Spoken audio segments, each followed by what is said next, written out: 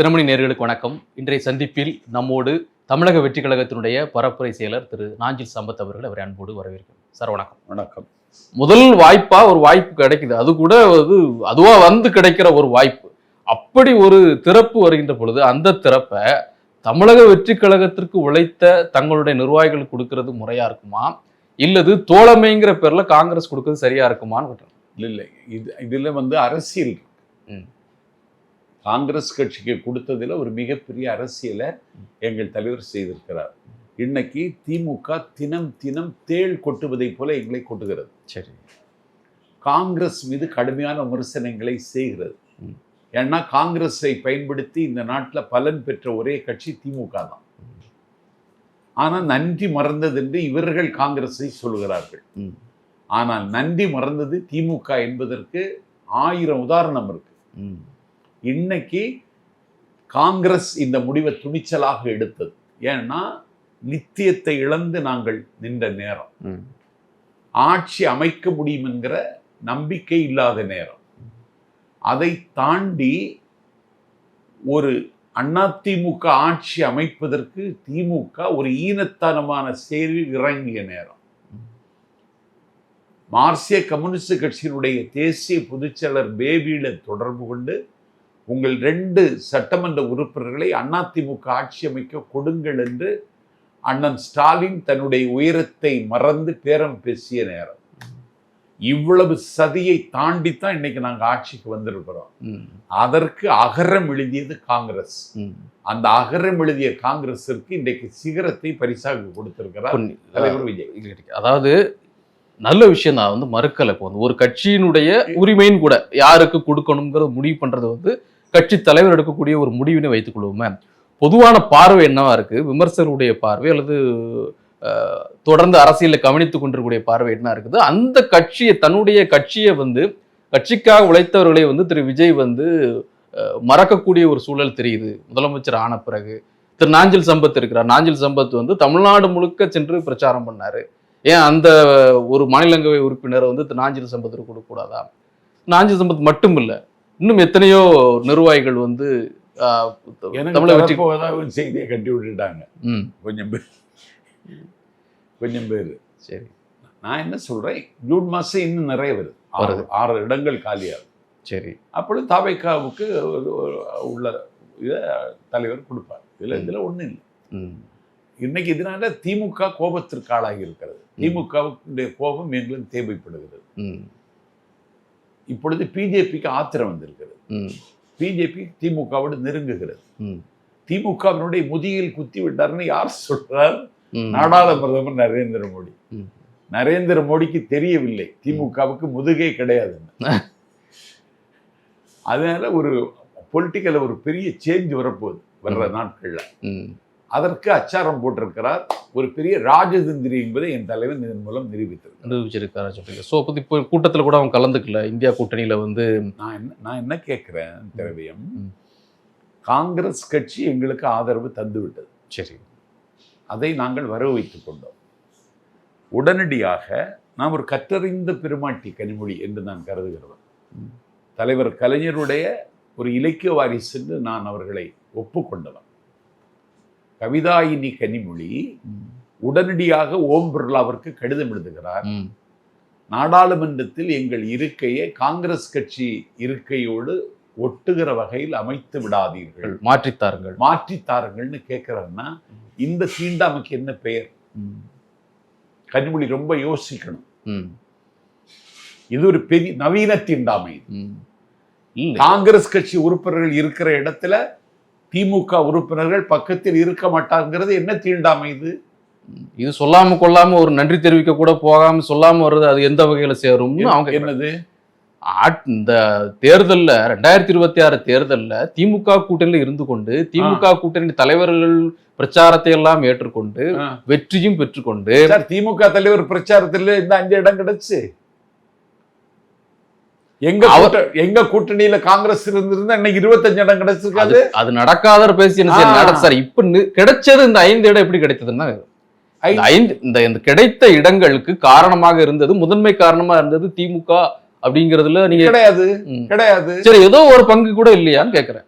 ஏது காங்கிரஸ் ஜெயிக்கிறதுக்கு திமுக வெற்றிக்கு திமுகவின் காங்கிரசினுடைய வெற்றிக்கு திமுகவினுடைய பங்களிப்பு இல்ல, திமுகவினுடைய வெற்றிக்கு காங்கிரசினுடைய பங்களிப்பு. இது எல்லாரும் சொல்றதானே சார், நீங்க உங்களால் நானா எங்களால் நானா, கூட்டணியை பொறுத்தளவு அப்படித்தானே, அவங்க ஓட்டு இவங்களுக்கு இவங்க ஓட்டு. வெள்ளியூர் தொகுதியில வெற்றி பெற்றார் ராஜேஷ்குமார்னா அவருடைய செல்வாக்கு, அந்த தொகுதியில அவர் ஆற்றிய பணி, அவர் செய்த தொண்டு, அந்த மக்கள் அவருக்கு நன்றியோடு இருந்தார்கள் என்பதற்கு அது அடையாளம். அது கிள்ளியூர் தொகுதியில திமுக இருக்கான இருக்கு. திமுக திமுகவுக்கே உழைக்கலையே, அவங்க எங்களுக்கு எப்படி உழைப்பாங்க? காங்கிரஸுக்கு எப்படி உழைப்பு? திமுகவுக்கே உழைக்கலையே சார், அவங்க எப்படி காங்கிரஸுக்கு உழைப்பாங்க? அதெல்லாம் கிடையாது. இன்னைக்கு கனிமொழி நீ உங்க வழிக்கே வந்துடும், நீ அவன் உழைக்கல ஒன்றும் செய்யல காங்கிரஸால தான் திமுக பாலன்னு எல்லாமே ஏற்றுக்கொள்வோம். ஒரு முறைன்னு ஒன்று இருக்குல்ல, அந்த கூட்டணியில் இருந்து நம்ம பணியாற்றி இருக்கிறோம்.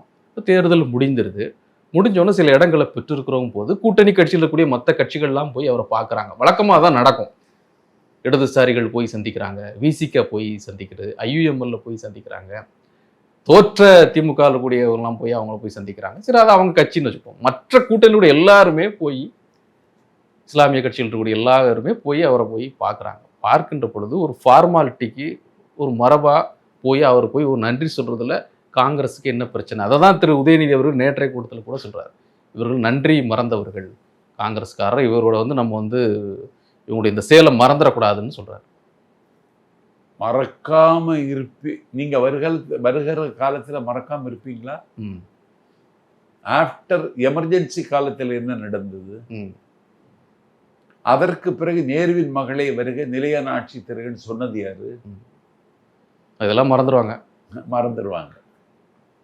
உதயநிதிக்கெல்லாம் அதை பேசுவதுக்கே தகுதி இல்லை. இன்னைக்கு இருக்கிற இந்தியாவினுடைய தட்பவெட்ப அரசியலை தீர்மானிக்கிற இடத்துல வடபுலத்தில் ராகுல் காந்தி இருக்கிறார், தென்புலத்தில் எங்கள் தலைவர் விஜய் இருக்கிறார். திமுக நேற்று வகித்த பாத்திரத்தை இன்றைக்கு தாவேகா இன்றைக்கு அந்த பாத்திரத்தை வகிக்கிறது. இந்திய துணைக்கண்டத்து அரசியல்ல இன்றைக்கு ஒரு தவிர்க்க முடியாத தலைவனாக எங்கள் தலைவர் இன்றைக்கு ஒரு விஸ்வரூபம் எடுத்திருக்கிறார். மகாபாரத குருஷேத்திரத்தில் பகவான் கண்ணன் அர்ஜுனனுக்கு தன்னுடைய விஸ்வரூபத்தை காட்டியதைப் போல இந்த செயல் செய்ததன் மூலம் எங்கள் தலைவர் இந்திய அரசியல தன்னுடைய விஸ்வரூபத்தை காட்டியிருக்கார். ஸோ இந்தியா கூட்டணியிலிருந்து திமுக வெளியே வந்துருச்சு. ஸோ இந்தியா கூட்டணிக்குள்ள தாவேகா போகுது. இந்தியா கூட்டணிக்குள்ள நாங்க போகல, காங்கிரஸ் கூட்டணிக்கு கூட நாங்க போறோம். இல்ல, அவங்களுக்கு ஒரு அழைப்பு விடுக்கிறாங்க அப்படிங்கிற மாதிரி கேள்விப்படுறோம். இன்னைக்கு அவங்க நேற்றைக்கு கூட்டம் போட்டு பேசுறாங்க. இது அந்த கூட்டத்துல நாங்க கலந்து கொள்ள மாட்டோம், காங்கிரஸ் கலந்து கொள்ளுகிற கூட்டத்துல நாங்க கலந்து கொள்ள மாட்டோம்னா கனிமொழி ஒரு தீண்டாமை கடைபிடித்தால் இவர்களும் ஒரு தீண்டாமை கடைபிடிக்கிறார். தப்பு அவங்க மேலதான், அவங்க மேல. தாவேக்கை விட காங்கிரஸ் நீங்க போற்றி புகழுகிற மாதிரி தெரியுது. இல்லை, எனக்கு காங்கிரஸ் கட்சி மேல ஒரு மரியாதை. என்ன காரணம்னா, இன்றைக்கு இருக்கிற இந்தியா அவர்கள் சிருஷ்டித்தது. இதுல மோடிக்கெல்லாம் பங்கு கிடையாது. உங்களுக்கு இந்தியாவினுடைய விடுதலையை தீர்மானித்தது காங்கிரஸ். ஒரு 10 ஆண்டு காலம் நைனிட்டால் சிறையில் தவம் இருந்தவர் நேரு. ஒரு பிரபலமான செல்வ செழிப்புள்ள ஒரு வசந்தமான வாழ்க்கை வாழ்ந்த அந்த குடும்பம் இந்தியாவின் விடுதலைக்கு பாடுபட்ட காங்கிரஸ் கட்சிக்கு ஆனந்த பவனத்தை அள்ளி கொடுத்தது. இதை தாண்டி தேசிய அளவில் காங்கிரஸ் ஒரு கடந்த காலங்களில் தோல்வியை பெற்றாலும் இந்த பாசிஸ்டுகளுக்கு எதிராக ஒரு மதச்சார்மைக்கு முகமாக ஒரு கட்சி இருக்கிறது என்றால் காங்கிரஸ் தான் இருக்கிறது. அதை சரியான வகையில் பிரச்சாரம் செய்ததில் தமிழ்நாடு காங்கிரஸ் தோற்றுவிட்டது. இனி என்ன செய்ய போறாருன்னு எனக்கு தெரியல. நீங்க சொன்ன இவ்வளவு பெரிய காங்கிரஸ் தான் இலங்கை தமிழர் விவகாரத்துல பாரபட்சமாக நடந்து கொண்டது. அதை எதிர்த்து திரு நாஞ்சில் சம்பத்தும் நிறைய பேசியிருக்கிறாங்க. கடுமையா பேசினேன், சாதாரண பேச்சு இல்லை. அதான் நான் சொல்றேன். ஆமா, கடுமையாக பேசினேன். இலங்கை தமிழர் பிரச்சனையில காங்கிரசினுடைய வெளியுறவு கொள்கை மறுபரிசீலனை செய்ய வேண்டிய நிலைமைக்கு இன்றைக்கு அவர்கள் வந்து விட்டார்கள். அதனால பாஸ்ட் இஸ் பாஸ்ட். கடந்ததை வைத்துக்கொண்டே அரசியல் செய்ய முடியாது. வருகிற காலத்துக்கு ஏற்ப அரசியலை மாற்றிக்கொள்ள வேண்டும். அந்த முதிர்ச்சியும் பக்குவமும் இன்னும் சொல்லப்போனா துணிச்சலும் ம். அமானுஷ்யமான துணிச்சலும் ராகுல் காந்திக்கு இருக்கிறது அப்படின்னு நினைக்கிறீங்க. இன்னொன்று அதே போன்று திரு துரை வைகோ அவர்கள் தாவேக்கவை ரொம்ப நெருங்குற மாதிரி தெரியுது. அவங்க இந்த மாசத்துல ஒரு பொதுக்கூட்டம் போடுறாங்க. அதுல வந்து திமுக பொதுக்கூட்டம் இல்ல, நிர்வாக குழு கூட்டம். அதுல திமுக கூட்டணியில் தொடரதா வேண்டாமா அப்படிங்கிற மாதிரியான சில முடிவுகள் எடுக்க போறதா அவர் வெளிப்படையாக சொல்றாரு. இன்னும் போனா இந்த சின்னத்துல போட்டியிடுறது குறித்து கூட அவர் ரொம்ப வருத்தங்களை பதிவு பண்றாரு. உதயசூரியன் சின்னத்தெல்லாம் போட்டியிடுறேன்னு சொல்லி திமுக எங்களை வற்புறுத்துச்சு அப்படின்னு திரு வைகோ அவர்களும் அந்த விஷயத்தை தொடர்ந்து சொல்லிக்கிட்டே இருக்கிறாரு. ஸோ தாவேக்கவை நோக்கி மதிமுக வருவது உறுதியாயிருச்சு. நம்ம இல்ல தாவேக்காவுக்கு மதிமுக வருகிறது என்றால் தாவேக்காவின் பரப்புரை செயலாளர் நிலையில நாஞ்சில் சம்பத் வரவேற்கிறார். ஆனா இன்னைக்கு அவர்கள் எடுத்த முடிவு நன்றி கொள்ளுகிற செயல். துரதிருஷ்டவசமானது என்று துரை வைகோ பேசி இருப்பது ஒரு அரசியல் அநாகரிகம். இல்ல ஒரு கட்சியை சார்ந்தவர் எங்க கட்சி சின்னத்துல போட்டிட்டு சொல்றதுங்கிற அடிப்படையில் அந்த வார்த்தை வரும். சட்டமன்ற தேர்தலில் ஏன் நீங்க உங்க கட்சி சின்னத்துல நிக்கல? அதைத்தான் சொல்றாரு. அதை நாடாளுமன்ற தேர்தலில் உனக்கு உங்க கட்சி சின்னத்துல நிக்க முடிஞ்சது, சட்டமன்ற தேர்தல் ஏன் நிக்க முடியல? அது ஒரே இடம் சார், அதுவுமே கொடுக்கலையே. முதல்ல இவர் தான் வற்புறுத்தி அதான் அப்ப கட்சி சின்னத்துல நிக்க முடிஞ்சது இல்ல, இப்ப ஏன் நிக்கல? நான் என்ன கேட்கிறேன், கூட்டணி பேச்சுவார்த்தையிலேயே வைகோ தோற்று போனாருங்க. போன தடவை 6 இடம் கொடுத்த திமுக இப்ப ஏன் 4 இடத்துல நின்றது? மதிமுக மட்டும் இல்லையே, இடதுசாரிகளுக்கும் இடம் குறைஞ்சிருக்குது, விசிகாவுக்கும் இடம் குறைஞ்சிருக்குது. மதிமுக மட்டும் தோக்கலையே, எல்லாருமே இவரை பயன்படுத்தித்தான் அவர்களுக்கான இடத்தை குறைத்தார்கள். வைகோவுக்கே நான் இதுதான் கொடுத்திருக்கேன், ஏன் வாங்கிட்டு போன்னு சொன்னாங்க. அவர்கள் கூடுதலாக கொடுத்ததுங்கிறது காங்கிரஸ் தவிர யாருக்குமே கூடுதலாக கொடுக்கல. அதைத்தான் சொல்றேன். புதிதாக தேமுதிக கட்சிகளுக்கும் இடத்தை மதசார்பற்ற சக்திகளுக்கு கூட்டணியில இடத்தை குறைத்ததற்கு காரணமே வைகோ. வைகோ அதுக்கு பலியானதுதான். இன்னைக்கு இதை துரதிருஷ்டவசமானது என்று துரை வைகோ சொல்லுவது அநாகரிகத்தின் அடையாளம், நன்றி மறந்த செயல். இதற்கான தண்டனையை அவர்கள் அனுபவிப்பார்கள், அதை காலம் தீர்மானிக்கும். ஆனாலும் கூட தாவேக்கு ஒரு ஆதரவு நிலைப்பாடு எடுத்தா நீங்க அதை நான் வரவேற்கணும். நான் கட்சிக்காரன். ஏன்னா நேர போய் திருச்சிக்கு வராரு, அவரு வர்றது நன்றி தெரிவிக்கக்கூடிய கூட்டம், அது ஒரு அரசு விழா கூட இல்லை. துரை வைகோ அவரை போய் சந்திச்சு கோரிக்கை வரவேற்கிறாரு, கோரிக்கைகளை முன்வைக்கிறாரு. எந்த எட்ஜுக்கும் போவார் துரை வைகோ. எல்லா அநியாயத்துக்கும் அவர் சாமரம் வீசுவார். அது அந்த கட்சி தொண்டர், அதான் கட்சி கலைஞ்சு போச்சு. இன்னைக்கு தென் சென்னை மாவட்ட மதிமுக செயலாளர் தம்பி கழகக்குமார் வைகோ பக்கத்துல பக்கபலமா இருப்பான், பீமன் மாதிரி நிற்பான். எத்தனை வருஷம் 36 வருஷம் நின்னவன். நான் கட்சியில் இருந்து என்னை நிராகரித்த காலகட்டத்தில் நான் குற்றாலத்துக்கு ஒரு தென்காசிக்கு ஒரு நிகழ்ச்சிக்கு போயிருந்த பொழுது, நான் குற்றாலத்தில் செங்கோட்டையில் பார்டர் ஹோட்டலில் சாப்பிட போகும் பொழுது குற்றாலத்துக்கு குளிக்க வந்த தம்பி கழகக்குமார் என்னை பார்த்து ஏங்கி அழுதான்.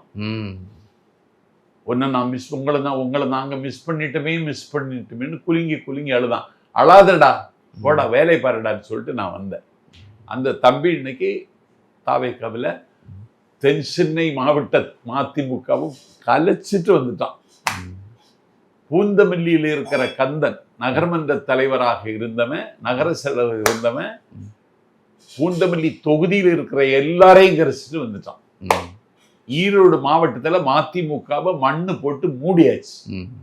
இல்ல அவர் சேரது இல்ல, இயல்பாவே நடந்துட்டு இருக்கு. நிறைய பேர் வர்றாங்க, இன்னும் வர்றாங்க. நான் நேற்றே பொதுச் செயலர் புசி ஆனந்த் அவர்களை கோட்டையில சந்தித்து இன்னும் நிறைய பேர் வர இருக்கிறார்கள். நீங்க ஒரு டேட்டை ஒதுக்கி தாங்க, எல்லாரையும் கூட்டிட்டு வரேன்னு நான் சொல்லியிருக்கேன். அவருக்கு டேட்டுக்காக தான் நான் காத்திருக்கேன். மதிமுகவை சார்ந்தவர்கள். ஆமா. ஸோ நிறைவாக, ஸோ இந்த நம்ம தொடக்கத்தில் பேசின விஷயம்தான் இந்த ஆட்சியை பொறுத்தளவுல மிக முக்கியமாக வைக்கக்கூடிய ஒரு விமர்சனமா இருக்கிறது, இவர்கள் யாருமே அனுபவமற்றவர்களாக இருக்கிறார்கள்.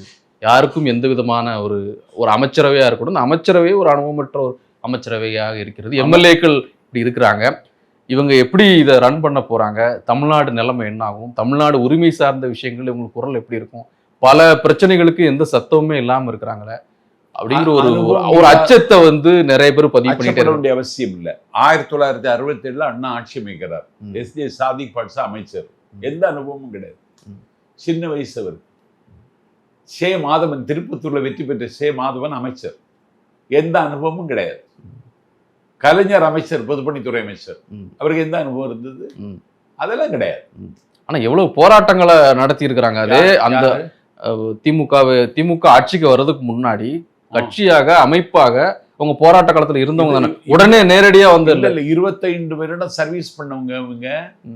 சரி, இவங்க பண்ணது வந்து மக்கள் நல தொண்டு, உதவிகள், அந்த மாதிரியான விஷயங்கள். பிரச்சனை சார்ந்து களத்தில் நின்றது, போராடுறது, அந்த மாதிரியான விஷயங்கள் இருக்குல்ல. இவங்க வந்து 25 ஆண்டு காலம் விஜய் தலைமையை ஏற்றுக்கொண்டு களத்தில் நின்றவர்கள், நாட்டு மக்களின் கவனத்தை கவர்ந்தவர்கள். சரி, உங்களுக்கு அனுபவம் இல்லைன்னு சொல்றீங்கல்ல.